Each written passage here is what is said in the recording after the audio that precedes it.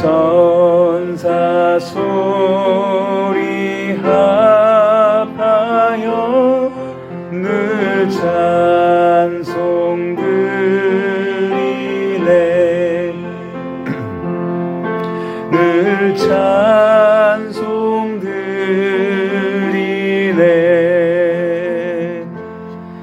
영 죽을 나를 살리려 그 영광 떠나서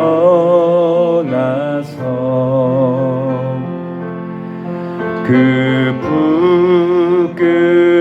부끄러운 십자가 날 위해 지셨네. 날 위해 지셨네.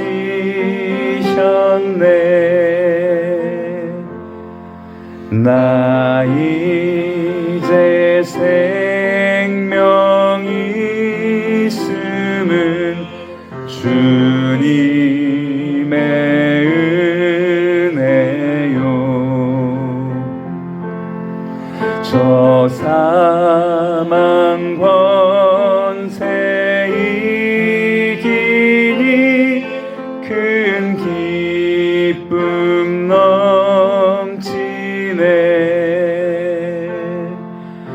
큰 기쁨 넘치네.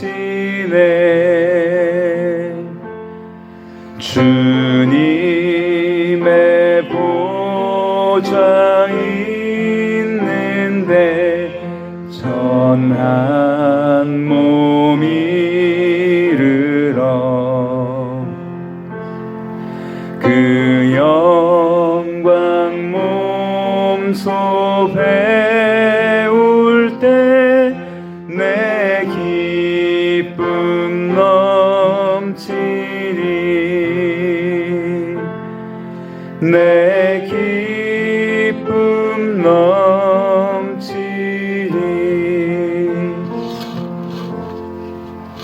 하나님, 오늘도 첫 시간을 주 앞에 나와 경배함으로 하루를 하나님께 영광 돌리게 하심을 감사드립니다.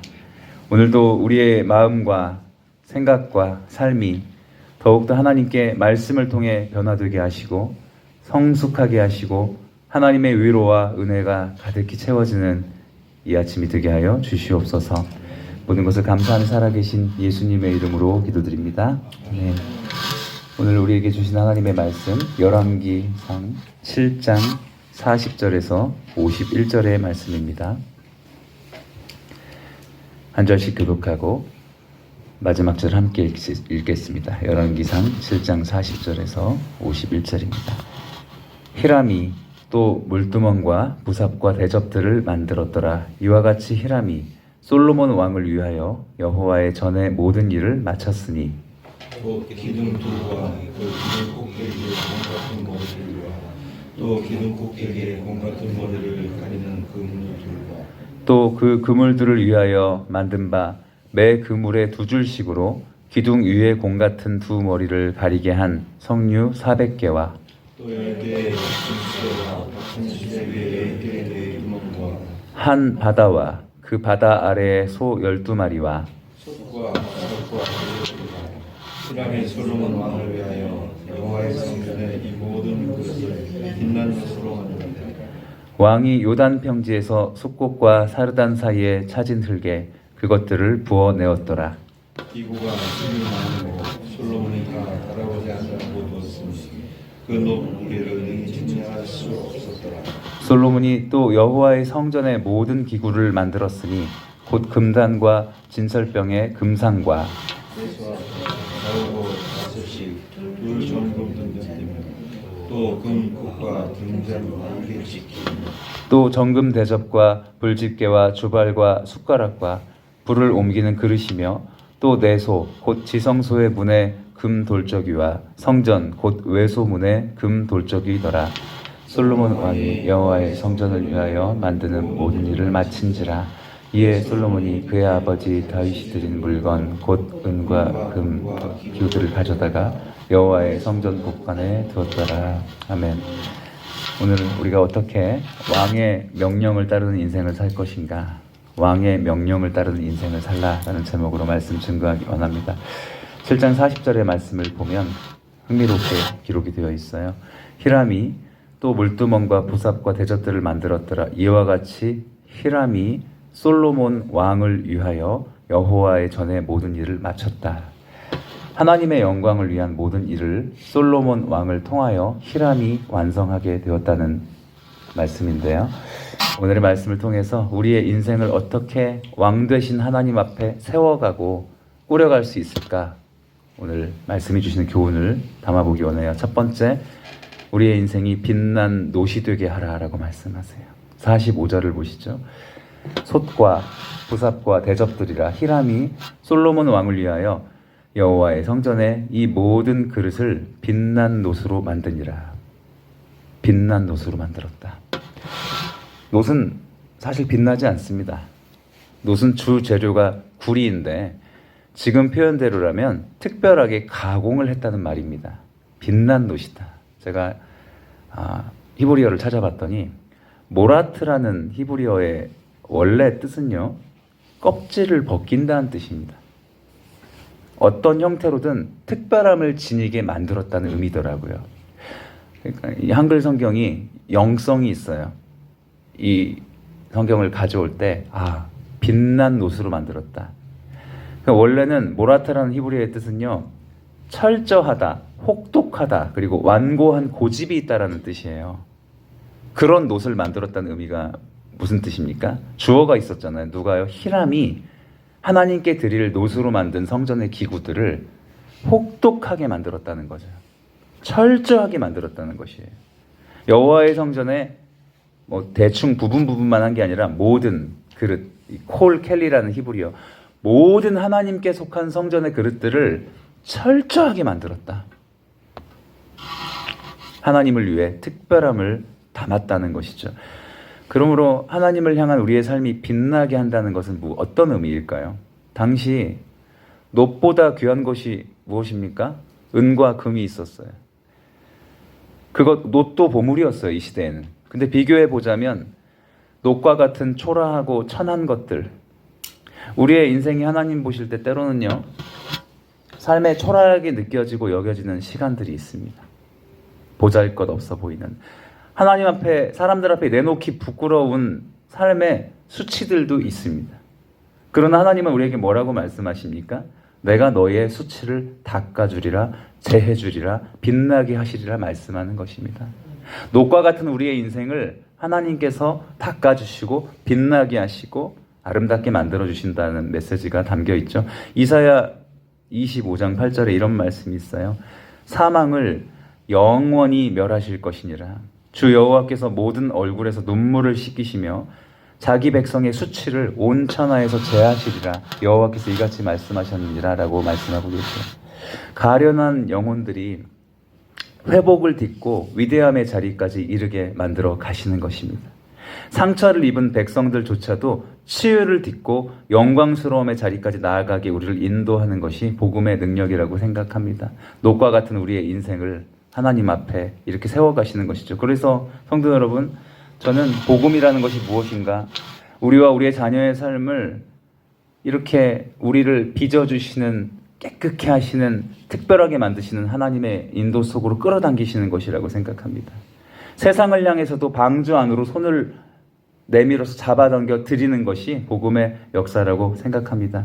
수치스러운 우리의 삶에 하나님의 은혜가 미쳐지게 하시는 것, 우리로 하여금 빛나는 놋이 되게 만들어주시는 것, 주님 앞에 아름다운 그 축복의 삶을 매일 살아가게 하실 것을 믿습니다. 하나님 앞에 빛나는 놋그릇으로 우리의 인생을 세워가는 것이죠. 사소한 것조차도 빛나게 만들어주시는 인생으로 서게 하시고 하나님 앞에 올려드리는 우리 모두가 되시기를 바랍니다. 두 번째 교훈이 있어요. 우리의 인생을 어떻게 하나님 앞에 꾸려가게 하시는가? 입혀진 금이 되게 하라 교훈하세요.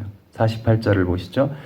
솔로몬이 또 여호와의 성전에 모든 기구를 만들었으니 곧 금단과 진설병의 금상과 내소 앞에 좌우로 5씩 둘 정금 등잔대며 또 금꽃과 등잔과 불집게며, 자, 주어가 솔로몬으로 등장해요. 히람이 아니에요. 성소를 직접 관여했어요. 하나님께 드릴. 모세 시대의 성막과 솔로몬 시대의 성막의 차이점이 있어요. 양적으로도 훨씬 많고 화려해졌지만 모세 때는 제사를 드리는 번제단도요, 조각목에다가 놋을 입힌 거예요. 코팅을 한 겁니다. 모세 때는. 근데 솔로몬 때는 100%의 놋으로 만들었죠. 하나님께 드릴 것, 최선의 것으로 드렸어요. 또 없던 것도 생겨나는데 놋바다라고 하는 큰 정결 양식을 위해 생긴 기구가 있었어요. 제사장들의. 그래서 성소 바깥에 솥이나 부삽이나 대접이나 갈고리나 이 모든 큰 뜰의 문짝까지 전부 다 솔로몬 시대의 놋으로 만들었거든요. 그런데 어디서부터 좀 달라지느냐? 성소에 들어가는 입구부터, 성소의 제단, 등잔대, 지성소의 문, 여기서부터는요 모두가 다 금이거나 금을 입히기 시작해요. 저는 우리의 인생의 최종 지점이 이 자리까지 이르는 과정이 필요하다고 생각해요. 어떤 비유입니까? 우리의 삶이 예수님으로 입혀진 인생이 되게 하십니다. 성도는요 온통 순금으로 입혀져 있습니다. 녹과 같은 인생처럼 깨끗이 닦여진 후에는 우리의 인생은 순금 같은 예수 그리스도의 옷으로 덧입혀지는 삶의 자리에 이르게 하실 줄로 믿습니다. 눈여겨보아야 했던 부분 중에 하나는 솔로몬이 직접 성전의 모든 기구를 사소한 부분들 하나하나까지 다 모두 다 금으로 입힌 성전 기구로 완성해 가고 있었다는 것입니다. 하나하나 등잔대 하나부터 시작해서 모든 자리까지 정결함을 입어가는 은혜를 주십니다. 그래서 신약으로 가면 사실은 이 모든 성소의 기구들이 다 상징이었다는 것을 히브리서가 증명하고 있어요. 등잔대가 있죠. 이것은 성령의 빛을 상징하는 것입니다. 진설병이 있었어요. 그것은 하나님이 우리에게 말씀을 먹여주신다는 주님의 말씀을 상징하죠. 성소에 분향단이 있지 않습니까? 그것은 기도의 향이 하나님께 올라가는 것을 뜻합니다. 모든 것이 입혀진 은혜입니다. 로마서 13장 14절이 이렇게 말씀하세요. 오직 주 예수 그리스도로 옷 입으라 말씀하고 계시죠. 오늘도 정금과 같은 그리스도의 의를 입고 또 입혀져가는 우리의 삶을 살아가게 되시기를 바랍니다. 마지막 세 번째 교훈이 있어요. 우리의 인생을 어떻게 하나님 앞에 꾸리게 할 것인가? 여호와의 성전 곳간에 둔 인생이 되게 하라 말씀하세요. 51절 솔로몬 왕이 여호와의 성전을 위하여 만드는 모든 일을 마친지라. 이에 솔로몬이 그의 아버지 다윗이 드린 물건 곧 은과 금과 기구들을 가져다가 여호와의 성전 곳간에 두었더라. 우리 옛 어르신의 시대에는 성미라는 것이 있어요. 성미. 아십니까? 성미. 목회자나 그때 그 시대가 가난했잖아요. 그래서 가만 봉지에 교회의 식사를 위해서 전 시골에서 그거 봤어요. 드려진 쌀이 있었어요. 하나님 앞에. 이 성미의 유래가 레위기의 제사 중에 소제라는 일반 감사제가 있어요. 그래서 물건을 드리면 헌물, 그리고 그 하나님 앞에, 그리고 또 헌납, 몸을 드리면 헌신, 우리의 삶을 헌신으로 여호와의 성전 곳간에 두는 삶이 이 성미와 같은 인생이죠. 그래서 이렇게 성도들이 누군가를 대접하고 섬기고 하는 것들이요 단순한 식사나 섬김이 아니에요. 왜? 목자의 마음으로 성도들을 사랑하고 섬기고 달려가서 이렇게 위로하고 격려하는 것은요 하나님은 하나님께 드리는 것으로 받으시거든요. 마태복음 25장에 우리가 잘 아는 말씀이 있어요. 내가 진실로 너희에게 이르노니 너희가 여기 내 형제 중 지극히 작은 자 하나에게 한 것이 곧 내게 한 것이니라 하시고. 아멘이시죠? 마태복음 25장 45절에 그런데 이런 말씀도 있어요. 이 지극히 작은 자 하나에게 하지 아니한 것이 곧 내게 하지 아니한 것이니라 하시리라고 되어 있어요. 제가 최근에 대신방을 하는데 청년도 대신방을 하고 있어요. 근데 그런 말을 하는 거예요. 목사님, 저 지금 외로워할 시간이 없네요. 주님의 나라를 위해서 집중하고 있는 이 시간이 너무 행복해야 하는 거예요. 다른 것에 지금 신경 쓰고 싶지가 않아요. 주님을 향해 가고 싶어요. 그리고 또 신방을 하는데 어떤 장년 가정은 내년에 교회 옆으로 이사할 계획을 하고 있다는 말을 들었어요. 우리는 사람이 많아지고 적어지고는 농부이신 하나님의 섭리죠. 그렇죠? 우리는 성전 중심, 헌신 중심, 교회 중심의 자리에 우리의 인생과 우리의 자녀들 또 성도들의 인생을 여호와의 성전 곳간에 두고 두게 만드는 삶을 살아가게 하는 것에 초점을 맞추고 살아야 할 줄로 믿습니다. 어제도 제가 이제 취임 예배 이번 주에 이제 감사 예배가 있는데 이렇게 뭐 화려하게 그 형식 자체가 중요하지 않잖아요. 최대한 간소화해서 하려고 하는데 전화가 왔어요. 아이고 그래도 목사님 포스터 하나라도 좀 해야 될 것 같아서 제가 딸한테 시켰어요. 그거 문구만 바꿔가지고 야 네가 좀 외워가지고 가서 뽑아서 출력해갖고 해라. 그렇게 해도 괜찮죠? 딴 사람 할 사람 없으면 저희가 합니다. 신방 중에 제가 주님의 교회와 주님의 나라를 위한 마음의 사랑이 느껴졌어요. 축복했어요. 또요 이 새벽 말씀도 편집해서 매일 유튜브에 연결해서 올려주겠다는 청년이 있어요. 여호와의 성전 곳간에 놓여진 인생이 바로 그런 인생인 것입니다. 시편 84편 10절은 제가 이 말씀으로 결론을 맺고 싶어요. 여호와의 성전 곳간에 놓인 삶이라는 것이 무엇인가? 시편 84편 10절이죠. 주의 궁정에서의 한 날이 다른 곳에서의 첫날보다 나은즉 악인의 장막에 사는 것보다 내 하나님의 성전 문지기로 있는 것이 좋사오니 기쁨으로 하나님의 문지기 인생을 살아가게 되실 줄 믿습니다. 결론입니다. 우리의 녹과 같은 인생도 하나님은 빛나게 해주십니다. 우리의 삶의 모든 영역을 예수 그리스도라는 정금으로 입혀주실 줄 믿습니다. 우리의 삶이 여호와의 성전 곳간에 놓이게 하십니다. 이 은혜 안에 살아가는 우리 모두의 삶이 되시기를 주님의 이름으로 축원드립니다. 함께 말씀 생각하며 기도했으면 좋겠어요. 저는 하나님께서 우리에게 함께하게 하신 교회 안에서 또 교회 밖에서 어떤 희망을 가지고 성도들에게 다가서는가? 주여, 녹과 같은 우리의 인생, 그 초라한 수치가 가득한 연약한 우리의 인생마저도 깨끗이 닦아 주시옵소서. 새롭게 하여 주시옵소서.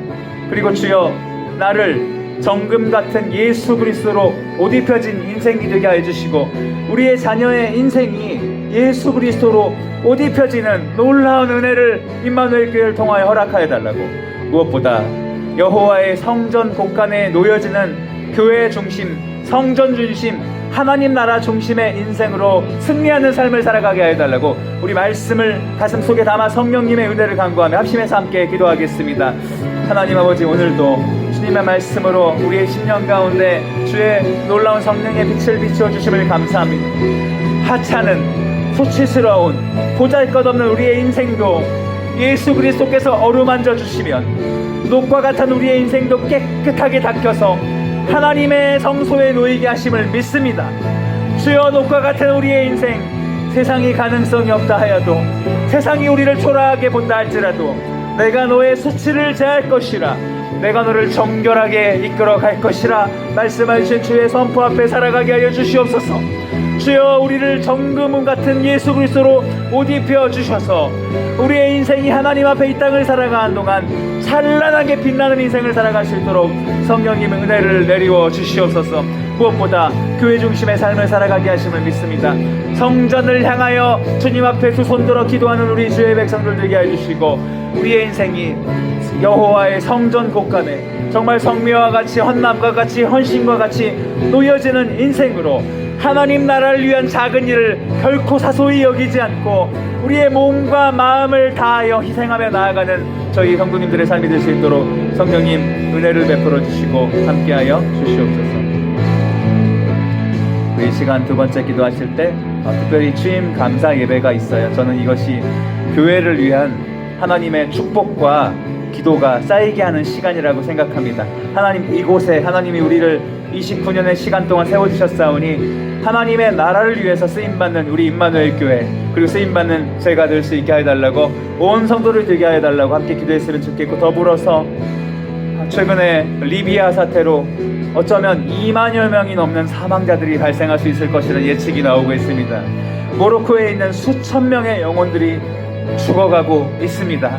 하나님, 그곳에 요나와 같은 선지자들을 일으켜 주시고 우리가 이 땅에 있지만 그 영혼들을 바라보며 누슬거리로 그냥 가십거리로 지나가는 것이 아니라 하나님 내 곁에 있는 한 영혼들을 주님의 마음으로 살려내게 하시는 주님의 음성을 듣는 저희들이 될 수 있게 해달라고, 그 영혼들을 불쌍히 여겨달라고 우리 마음 모아 합심해서 함께 교회와 나라와 민족을 위해 기도하겠습니다.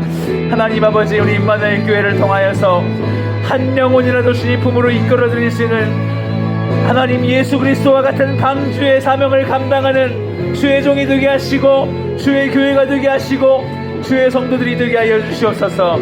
하나님의 임마누엘 교회를 위해서 축복하며 감사하며 하나님 앞에 놀라운 은혜와 기도가 쌓이는 주임 감사 예배가 되게 하여 주시옵소서.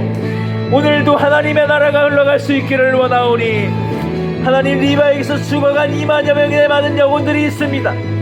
모로코에서 죽어가 있는 주의 백성들이 있습니다.